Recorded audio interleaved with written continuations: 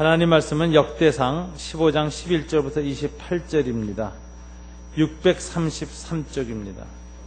아마 지난주 우리가 경건의 삶을 통해서 묵상한 묵상 본문입니다. 제가 먼저 읽겠습니다. 여러분 11절 제가 읽습니다. 다윗이 제사장 사독과 아비아다를 부르고 또 의리 사람 우리엘과 아시야와 요엘과 스마야와 엘리엘과 암미나답을 불러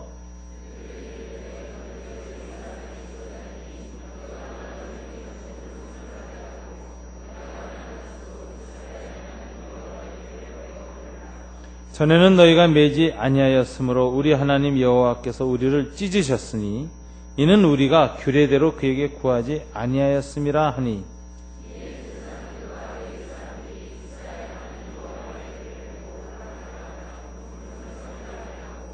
모세가 여호와의 말씀을 따라 명령한 대로 레위 자손이 채에 하나님의 궤를 깨어 어깨에 매니라.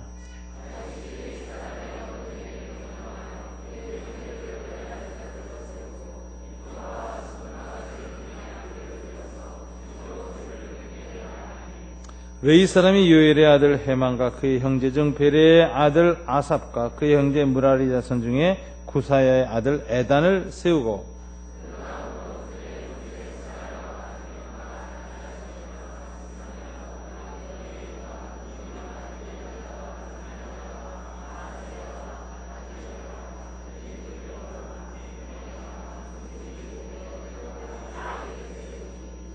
노래하는 자 헤만과 아삭과 에단은 놋 재금을 크게 치는 자요.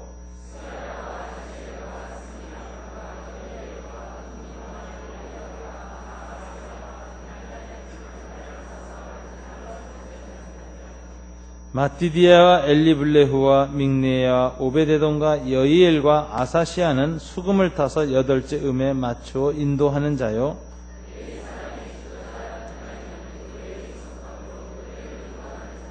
베레가와 엘가나는 궤 앞에서 문을 지키는 자요.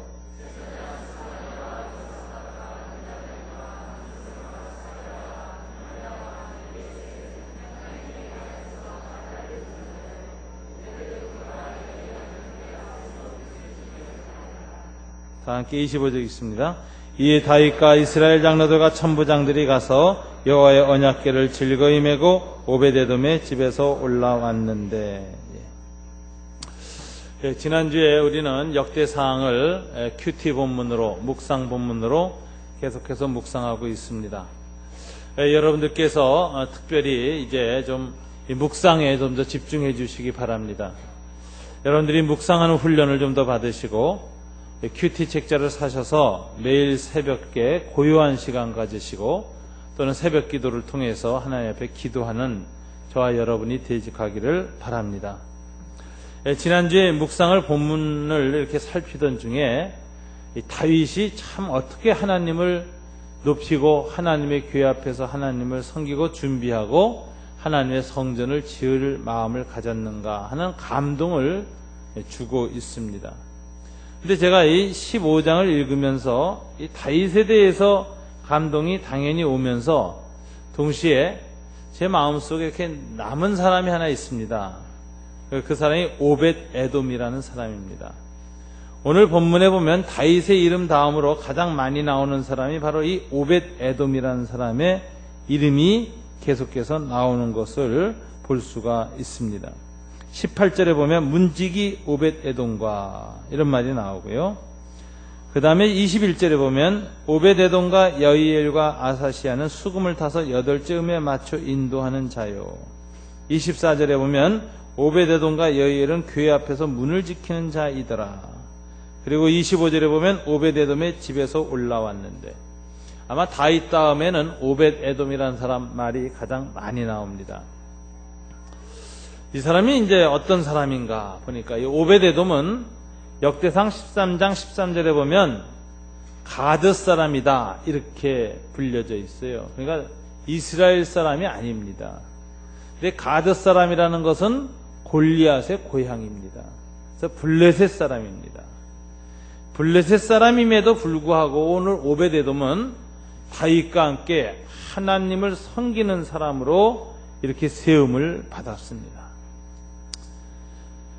그는 하나님의 축복을 받아서 오늘 본문에 보면은 여호와의 언약궤를 지키는 문지기가 되었다. 이렇게 문지기 오베데돔 이런 말이 나오는데 이게 굉장히 중요한 직분입니다. 왜냐하면 언약궤나 성전, 성막은 이스라엘에서 무엇을 의미하느냐? 하나님의 왕궁을 의미합니다. 다윗이 왜 이처럼 하나님의 이 법궤를 예루살렘으로 모셔오려고 오늘 애를 쓰고 있느냐? 그 이유는 단 하나예요. 자신의 왕국이 다윗의 왕국이 아니라 하나님의 왕국이라는 것을 증거하고 싶어서였습니다. 다윗은 하나님의 통치를 대행하는 통치자요 왕일 뿐이지 진정한 이스라엘의 통치자는 다윗이 아니라 여호와 하나님이다. 그래서 왕인 다윗이 하나님 앞에 나아가 무릎 꿇고 하나님께 말씀을 받았고 하나님의 판단과 지도를 받아서 이스라엘을 다스린다. 이걸 드러내는 겁니다. 그래서 다윗은 자기의 성 앞에 장막터를 세우고 장막을 세우고 하나님의 궤를 받아들이는 겁니다. 이 궤를 받아들여서 이 궤 앞에서 정말 하나님을 섬기면서 다스린다. 그래서 이 성막 혹은 성전은 다윗의 왕궁보다 더 높은 태상왕 여호와 하나님의 왕궁인 것입니다. 그러니까 다윗의 궁전을 지키는 사람보다 하나님의 궁전 성전을 지키는 직분이 가장 고귀하고 높은 직분입니다. 그래서 하나님의 왕실 경호대죠. 오늘날 청와대 경호실장보다 더 높은 하나님의 궁전을 지키는 경호실장으로 이 오벳에돔이 쓰임을 받았습니다. 이거 참 대단한 일입니다. 어떻게 이제 이런 일이 가능할까? 이런 생각이 들어요.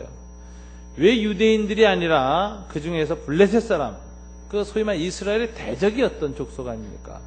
거기 가드 사람이 이렇게 하나님 문을 지키는 이 정말 성전 경호실장이 되었을까?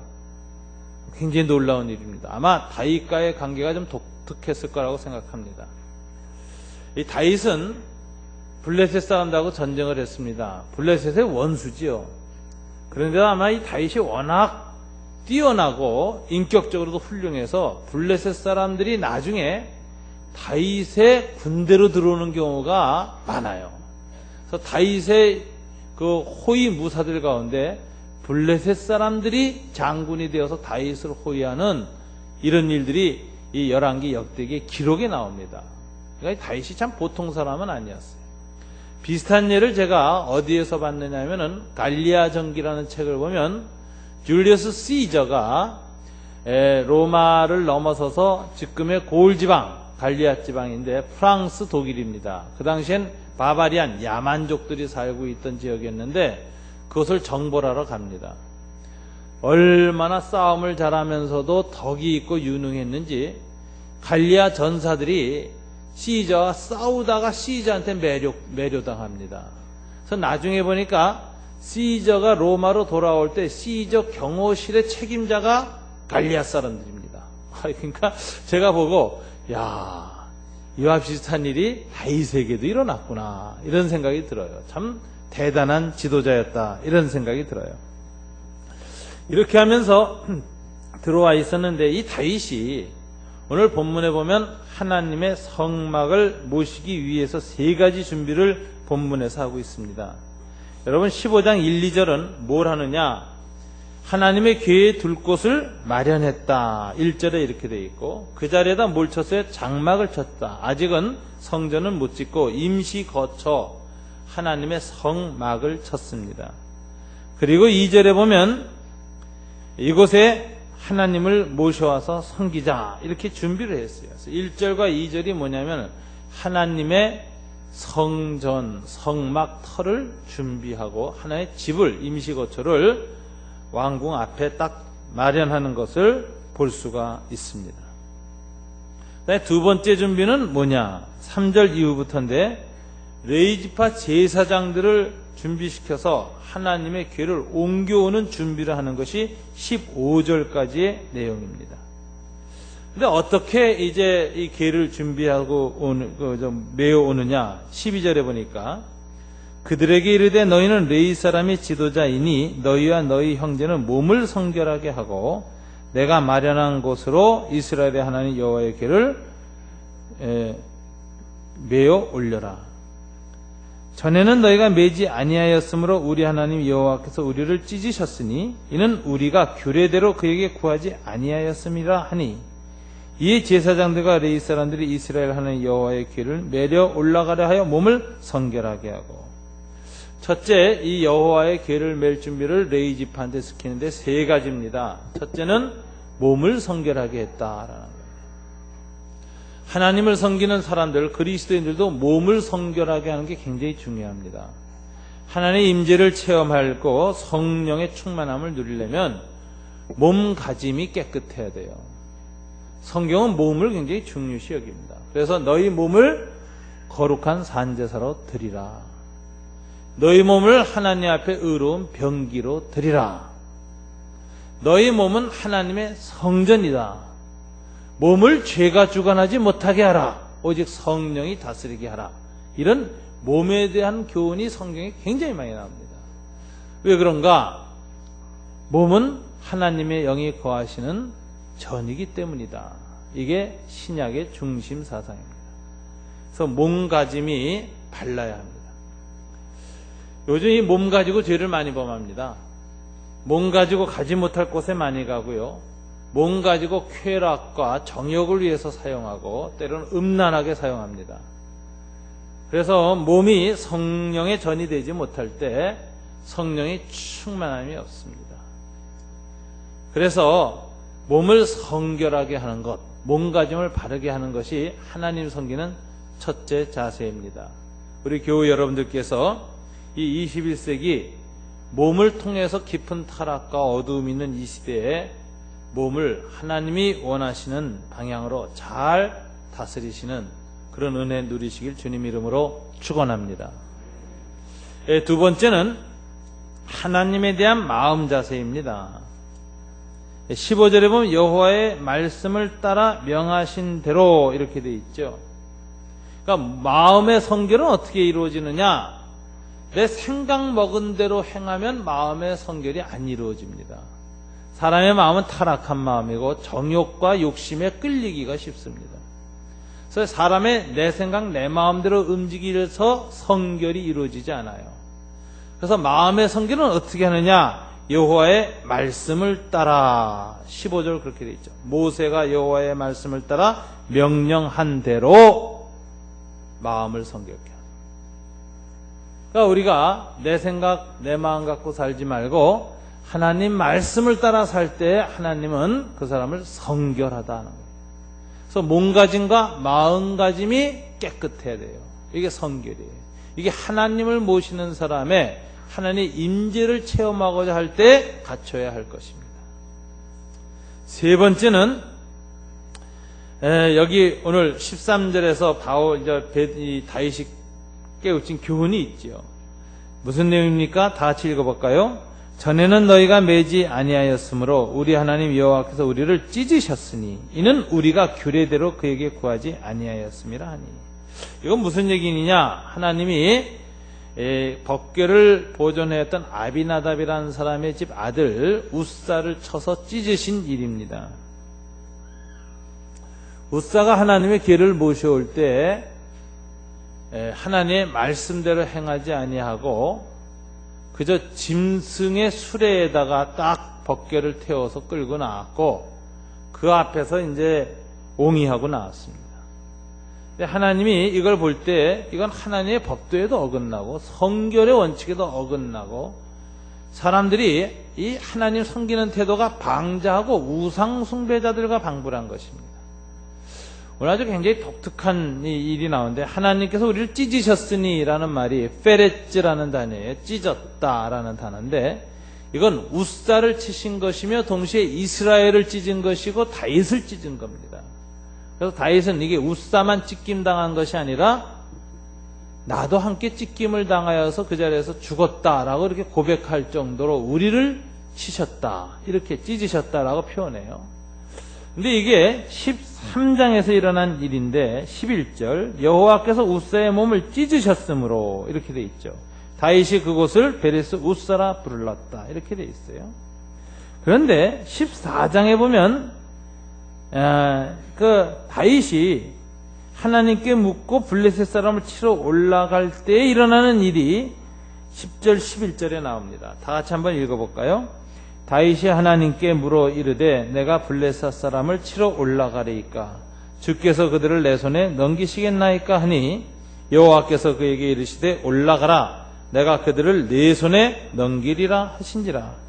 이 무리가 바알 브라심으로 올라갔더니 다윗이 거기서 그들을 치고 다윗이 이르되 하나님이 물을 쪼갱같이 내 손으로 내 대적을 흩으셨다 하므로 그곳 이름을 바알 브라심이라 부르더라. 여기 브라심이라는 단어가 페레츠라는 이 단어하고 어근이 같아요. 그러니까 페레츠 우사를 찢으셨다와 바알 브라심, 바알을 쪼갰다, 찢었다, 이거 똑같은 뜻입니다. 그러니까 하나님이 우사를 치신 거나 바알이란 우상을 치신 것, 블레셋 사람들의 우상 숭배를 친 거하고 똑같습니다. 그래서 12절에 보면 블레셋 사람이 그들의 우상을 그곳에 버렸으므로 다윗이 명령에 불에 사르니라. 하나님이 우사를 치신 거, 다윗을 치시고 이스라엘을 치신 것은 블레셋 친 거와 똑같은 침이었다라는 것이 역대상에 나오는 13장, 14장의 사건입니다. 이 하나님의 쪼갰, 하나님의 치심을 염두에 두고 오늘 이 다윗은 15장에서 우리가 여호와께서 우리를 그렇게 찢으셨기 때문에 궤를 옮기지 못했는데 이제는 그렇게 돼선 안 되겠다 이렇게 얘기를 해요. 여러분, 하나님께서 우리가 여호와를 섬길 때 바알을 섬기는 것 같은 자세나 몸이나 마음으로 섬기면 하나님이 치신다라는 거죠. 바알 치듯이. 그래서 이 신앙생활 할 때 이 무당을 섬기거나 이방 우상 섬기던 방식으로 섬기는 것은 굉장히 좋지가 않습니다. 그건 넘어서야 됩니다. 가장 이 한국 기독교의 지금 문제가 뭐냐? 한국 기독교가 민간 신앙과 같은 수준으로 굴러떨어진 가장 대표적인 현상을 기복주의라 그래요. 복받고 잘되고 형통하기 위해서 예수 믿는다. 성공과 성취를 위해서 예수 믿는다. 형통과 번영을 위해서 예수 믿는다. 이거죠. 이거는 현세에서 다른 사람들보다 더 잘 먹고 잘 살고 뜻을 다 이루고 자식들이 부귀 공명을 이루기 위해서 매일 아침에 물 떠놓고 몸부림쳤던 우리 조상들의 차원하고 조금도 다름이 없어요. 여호와 하나님도 똑같이 그런 동기와 그런 자세로 섬기는 것을 우리는 바알 브리심과 동일한 것이다. 그런 자세로 하나님을 섬기는 우사, 그런 자세로 하나님을 섬겼던 이 이스라엘 다윗을 우리 하나님 여호와께서 찢으셨다 이렇게 표현하고 있어요. 하나님이 치셨다라는 거예요. 여호와 하나님을 섬기려면은 영적으로 최선을 다해서 하나님이 원하시는 가치가 뭐냐? 이 세상에서 우리가 육신적으로 잘 먹고 잘 살고 부귀공명 누리는 것이 신앙생활의 가치냐? 아니라는 거죠. 우리는 보다 더 중요한 가치가 있습니다. 뭐죠? 사랑입니다. 이 사랑이라니 정신적 가치.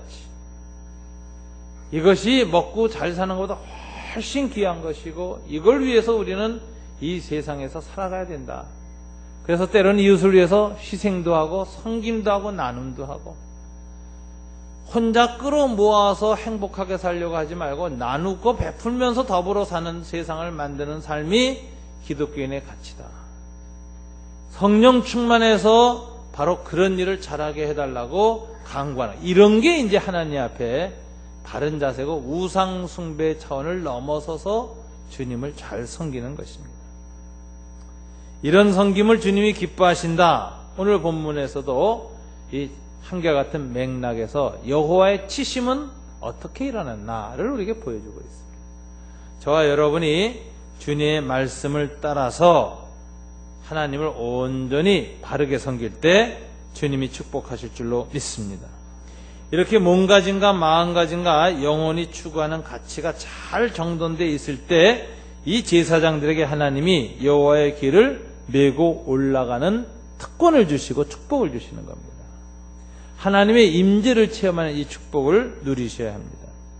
세 번째가 이제 16절부터 24절까지 나오는데 한마디로 찬양을 준비하는 겁니다.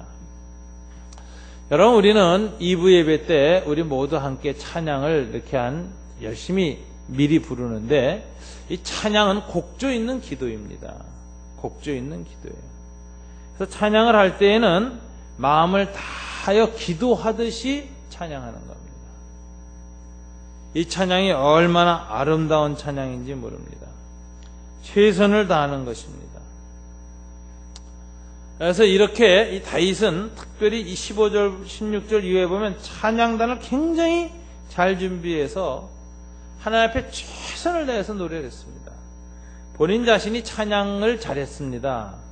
오늘날 말하자면 기타를 치고 찬양을 할 때 다윗은 단순한 정서적 어떤 회복만 했던 것이 아니라 영적 체험을 했습니다. 성령이 그에게 강림했고 찬양을 할 때 그 찬양을 듣던 사울에게서 악령이 떠났습니다. 하나님의 임재, 악한 영이 떠나는 체험을 했는데 이게 찬양으로 임했습니다. 그가 찬양할 때마다 그 찬송 소리가 들리는 곳에 하나님이 임재하셨고 때로는 원수를 이기게 하고 전쟁터에서 승리하게 하는 이런 놀라운 일들을 체험했습니다. 이걸 아는 이 다윗은 그래서 찬양을 열심히 했습니다. 오늘날도 교회들의 성령의 임재가 강하고 사람들이 많이 예수를 믿게 되고 전도가 일어나는 교회의 특징은 찬양과 기도가 강한 교회입니다. 이게 찬양이 곡조 있는 기도이기 때문에 이 기도와 찬양이 강한 데서 성령의 역사가 있어요. 왜 그런가? 기도와 찬양에 힘쓰면 사람들 마음이 하나가 되기 때문에 그래요. 여러분, 찬양은 하나가 되지 않으면 안 나옵니다. 제멋대로 다른 음표 따라서 노래 불러버리면 그건 찬양이 아니라 엄청난 소음이 되어버립니다. 기도는 마음을 합하여 기도할 때 하나님의 역사가 있고 찬양도 마음을 합하여 한 마음으로 하나님을 높일 때 정말 빌립보 감옥에 옥토가 열리는 이런 놀라운 능력이 역사하는 것을 우리가 알 수 있습니다. 그래서 이 찬양과 기도가 강한 교회가 복음이 잘 전파됩니다. 이 복음이 잘 전파되지 않는 것 중에 하나는 또 이런 얘기를 해요. 회의가 많은 교회는 회의가 많다, 이런 얘기. 이 회의를 하면은 사람들의 갈라진 생각 이런 걸 갈무리하고 정돈하는 효과가 있습니다. 근데 이게 회의가 마음이 모여졌을 때 회의를 하면 생각도 하나로 다 모이는데요. 마음이 갈라지고 마음이 이렇게 나뉘어진 상태에서 회의하면 어떻게 되는지 아세요? 각자 자기 소리하고 주장해가지고 더 생각이 갈라지고 마음이 갈라집니다. 그래서 회의를 많이 하는 교회에는 회의가 생긴다라는 말이 그래서 나오는 거예요. 저희 교단에 아주 유명한 목사님 중에 박영선 목사님이라고 지금 잠실 쪽에서 목회하시는 분이 계세요. 근데 우리 박영선 목사님은 재미난 말을 하세요. 그분은 원래 육고기를 좋아하지 생선회를 싫어하는 분입니다. 그래서 나는 생선회를 싫어하는데 그 중에서도 제일 싫은 회가 당회다, 이런 얘기를 해요. 그러니까 이 마음이 갈라졌을 때 이 회의가 오히려 교회를 하나 되게 못하는 경우가 많습니다. 그런데 한결같이 기도와 찬송을 많이 하는 교회는 하나가 되어지고 성령의 임재가 임하고 악한 영이 떠나고 능력이 나타나고 그리고 하나님을 경외하는 깊은 은총이 임한다는 사실을 여러분 아셔야 됩니다. 그래서 저희 교회에는 일부 때는 성가대를 통해서 대리 찬송 올리지만 그보다 더 좋은 것은 2부 예배처럼 다 함께 회중 찬송하는 거예요.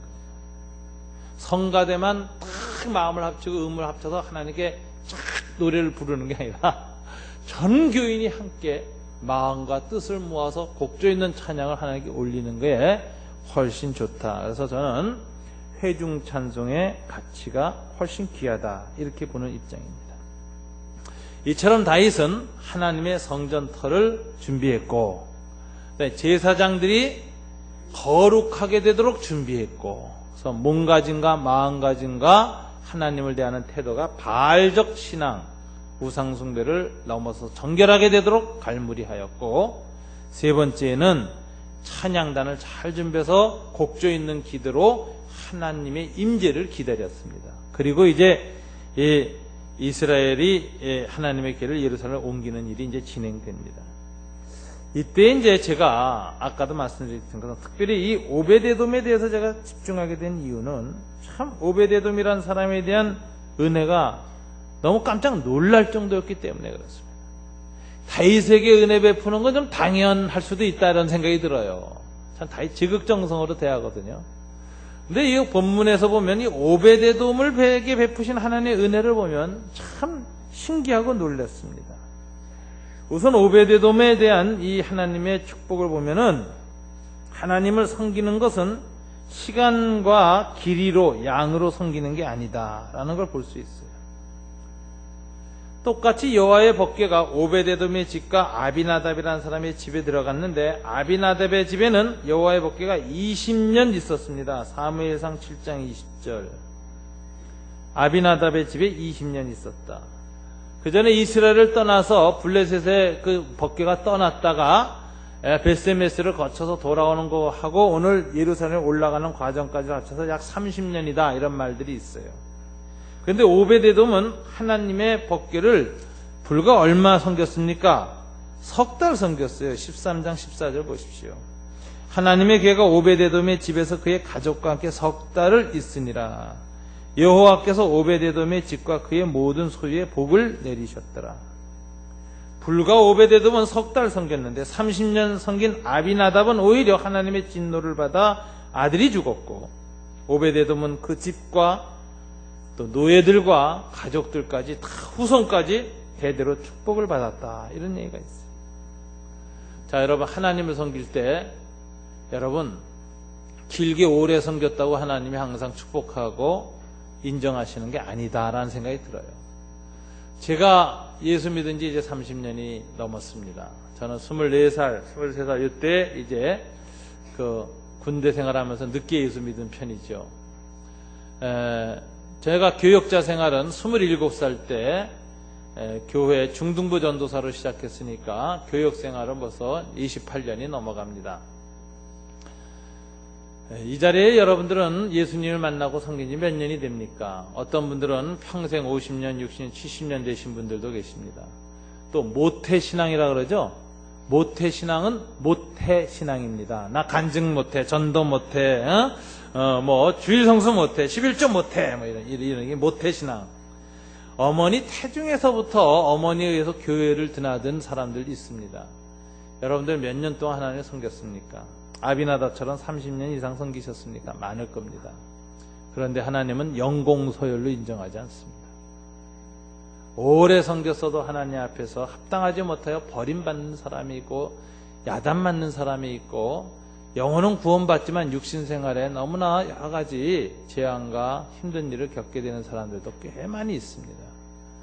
그러나 오늘 오베데돔은 불과 석 달을 섬겼는데 하나님의 축복을 받았고 평생 여호와를 직접 경호하고 여호와의 궤를 앞에서 인도하여 가고, 그리고 성전에 들어간 다음에 성전을 지키는 경호실장의 중책을 맡는 이런 축복을 받은 사람 오벳에돔입니다. 그는 블레셋 사람임에도 불구하고 어떻게 이렇게 됐을까? 하나님을 감동시켰기 때문에 그래요. 짧은 시간에도 하나님에 대해서 깊은 인상을 남기고 감동을 주는 사람, 하나님이 기억하시는 거예요. 아비나답은 30년 동안 그저 그렇게 하나님을 섬기니까 30년 섬겼는데도 하나님의 눈에 들지 못했지만, 오베데돔은 짧은 석 달 동안에 하나님을 향해서 깊은 경외심을 보였기 때문에 하나님 오베데돔을 축복하시고 기뻐하셨다 이렇게 되어 있습니다. 그가 이렇게 하나님을 깊이 두려운 가운데 섬기게 된 일은 바로 앞의 사건 때문이라고 볼 수 있습니다. 우사가 치어서 죽는 상황을 오베데돔이 보고 두려워 떨고 하나님은 살아계신 하나님이구나, 관념 속의 하나님이구나, 종교 예식 속에서 예배 중에나 높여지고 회상되는 하나님이 아니라 삶의 현장에서 역사하시는 하나님이구나라는 것을 생생히 깨달은 오베데돔은 하나님에 대한 깊은 두려움을 느꼈는데 이 여호와의 법궤가 자기 집 앞마당으로 들어와 버리거든요. 얼마나 놀랬겠습니까? 얼마나 두려웠겠습니까? 그리고 이 하나님을 내가 섬겨야 된다는 것 때문에 그는 진액을 다 짜서 최선을 다해서 하나님을 섬겼습니다. 근데 석 달 동안 얼마나 진지하게 하나님을 잘 섬겼는지 여호와께서 오베데돔의 집과 그 모든 소유에 복을 내리셨더라. 하나님이 감동받으셨다는 걸 알 수 있습니다. 신앙생활은 시간으로 하는 것이 아니라 퀄리티, 질로 하는 겁니다. 한 번이라도 하나님을 감동시키실 만큼 여러분 최선을 한번 다해보십시오. 예수를 따르고 다녔던 12제자보다도 더 주님을 감동시킨 한 여인이 있었죠. 마리아. 베다니 마리아는 주님 앞에 자기의 전체 나도값 한 건을 다 쏟아 부어버렸습니다. 하나님 감동하셨어요. 그래서 내 복음이 전파되는 곳에는 이 여자가 행한 일은 계속 전파될 것이다. 2000년 동안 기독교 역사에 전파되고 있고 주님 오실 때까지 전파될 겁니다. 주님은 감동을 받으실 때 기억하시는 분이라는 걸 기억하셔야 됩니다. 제가 시카고 위튼 대학에서 코스타 유학생 집회가 열려서 그때 강사로 간 적이 있습니다. 빌리 그레함 목사님의 모교인 위튼에서 열렸는데 시카고 거기 위튼 대학의 코스타는 대학생들은 못 와요. 그래서 석사, 박사 학위 가진 사람들만 참여하는 집회입니다. 제가 그날 저녁에 집회 설교자로 가서 이제 준비를 하고 있는데 제 앞에 1시간 간증 시간이 있으니 코스타는 꼭 앞에 1시간 간증을 합니다. 설교 전에. 그런데 간증 시간이 있는데 누가 간증을 해야 되냐면 그 당시에 바로 그 전에 뉴욕 메트로폴리탄에서 테너 가수로서 최우수자가 된 메트로폴리탄 위너라고 이렇게 불리어지고 소개되어지는 최성원 씨가 찬양을 하기 전에 간증을 하더라고요. 근데 이분이 간증하는데 이렇게 얘기하는 거예요. 나는 보니까 이렇게 목발을 짚고 나와 있어요. 나는 여러분들이 보시다시피 소아마비 환자였습니다. 나는 어렸을 때 중학생 때까지 기어다녔습니다. 일체 못 썼던 거예요. 기어다녔어요. 그래서 저는 사춘기 때 하나님에 대한 원망으로 가득 찼습니다. 그래서 영어로 그러더라고요. Why me? 왜 하필이면 납니까? 왜 내가 이 소아마비에 걸려야 되고 내가 왜 이 불행을 겪어야 되고 내가 왜 하필이면 이런 어려움을 겪는 불행한 인생이 돼야 됩니까? 라고 하나님에 대한 분노와 반감이 가득했다는 거예요. 그랬던 그가 은혜를 받게 됩니다. 그래서 분노와 원망이 사라지고 감사가 마음에 시작됩니다. 그러면서부터 조금씩 다리가 좋아지기 시작해서 재활치료를 받으면서 지팡이를 들고 서게 됐어요.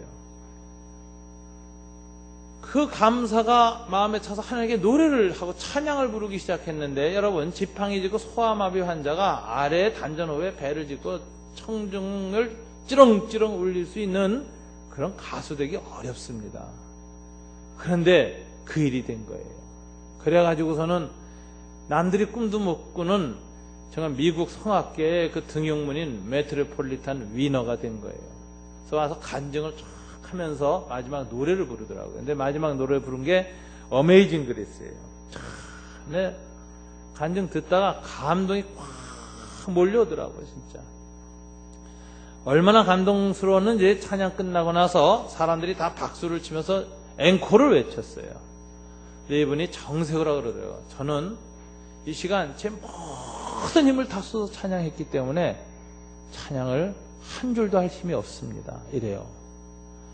근데 그 고백을 들으면서 제가 저 사람이 메트로폴리탄 위너가 된 마음의 자세를 보이겠더라고요. 이 사람이 메트로폴리탄이나 그 후에 자기가 찬양을 할 때마다 청중들을 만족시키기 위해서 노래했겠습니까? 심사위원을 염두에 두고 노래했겠습니까? 바로 그 자세였어요. 하나님께 진액을 다 쏟는다. 하나님께 진액을 다 쏟는다. 나도 한 옥합 다 쏟는다. 그래가지고 하나님을 바라보고 온 생의 마지막 노래처럼 노래하는 거예요. 더 이상 노래 못하고 죽어도 여한이 없다. 그 감동이 이 사람을 메트로폴리탄 위너로 만들었어요. 저는 그걸 보면서 하나님 섬기면 저렇게 해야 되는구나 하는 생각을 했습니다. 우리가 세월로 하나님 앞에서 내가 몇 년을 하나님 섬겼다 이런 생각하지 마시고 오베데돔처럼 석 달을 섬겨도 최선을 다해서 하나님을 섬겼다라고 할 때 하나님이 기억하시고 위로하시고 붙잡아 주신다는 사실을 오늘 마음에 새기시길 주님 이름으로 축원합니다. 여러분, 하나님의 법궤는 뭡니까? 하나님의 임재의 장소입니다. 오늘 하나님의 임재는 어디에서 하십니까? 여러분, 주님이 내가 임재하는 것은 두 가지다라고 얘기하셨어요. 말씀과 성찬 가운데 임재하시고요. 세례와 성찬이죠. 말씀과 성례 가운데 임재하시고, 그 다음에 더 중요한 일상적 임재가 있는데 그게 공동체를 통한 임재입니다. 마태복음 18장 18절부터 20절에 보면 주님이 뭐라고 하셨는가 여러분 한번 찾아보세요. 마태복음 18장 18절부터 20절. 여호와의 법궤가 어떻게 신약시대에는 성취되는가 보여주는 것입니다. 여러분 다 같이 한번 읽어볼까요? 마태복음 18장 18절부터 20절 시작. 진실로 너에게 이르노니 무엇이든지 너희가 땅에서 매면 하늘에서도 매일 것이요 무엇이든지 땅에서 풀면 하늘에서도 풀리리라. 진실로 다시 너에게 이르노니 너희 중에 두 사람이 땅에서 합심하여 무엇이든지 구하면 하늘에 계신 내 아버지께서 그들을 위하여 이루게 하시리라. 두세 사람이 내 이름으로 모인 곳에는 나도 그들 중에 있느니라. 오늘 주님이 이렇게 얘기해요. 너희가 땅에서 메고 풀어야 된다. 이게 무슨 소리냐 이게. 죄를 용서해 주는 거예요. 이 죄를 용서해 주는 이런 기도와 이렇게 하는 공동체가 되면 땅에서 예수의 이름으로 누군가의 죄를 용서해서 풀어주면 하늘에서도 풀리고 땅에서도 용서가 안 되면 하늘에서도 용서 안 된다. 지옥 가서 심판받게 되는 결정적인 것이다.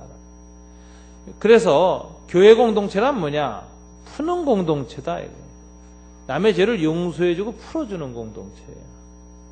그걸 해야 된다. 이거예요. 바로 그 앞에 기절이 죄 지은 사람을 용서하는 것에 관한 내용이거든요.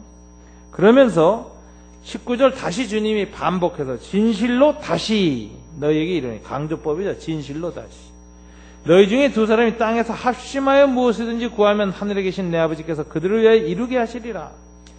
이 두세 사람이 마음을 같이해서 누군가를 용서해주고 용서해달라고 그 사람 긍휼히 여겨달라고 기도하면 아버지께서 그 내용을 다 이루어주겠다 이거예요. 이렇게 얘기하시면서 20절에 뭐라고 했어요? 두세 사람이 내 이름으로 모인 곳에는 나도 그들 중에 있느니라. 법궤에 하나님 임재하시는 것처럼 주님이 어디에 임재하시느냐? 두세 사람이 내 이름으로 모인 곳 장소입니다. 공간. 우리로 말하자면 예배를 드리는 이 장소에 주님이 임재하실 수 있고 더 나아가 가정교회 공동체로 모이는 집에 주님이 임재하신다는 거예요. 어떤 때는 목원집에서 모이고 어떤 때는 목자집에서 모이는데 모이는 곳에는 해서 공간을 강조하셨어요. 주님이. 그곳에 가정교회 예배 공동체만 모이는 것이 아니라 주님이 친히 임재하셔서 법궤 공동체로 만들겠다. 이게 주님의 약속이에요. 그리고 그곳에서 남의 죄를 용서하기 위해서 하는 기도는 내가 다 응답하겠다. 그러니까 가정교회 공동체로 여러분이 누군가의 집에 모여서 그 집에서 주님의 임재를 경험하면서 그 집에서 임하신 주님 앞에 어떤 부분들에 대해서 여러분이 기도하기 시작한 그 기도가 강력하게 응답받는 역사가 일어난다. 주님이 공간에 관한 임재의 약속을 하셨고요.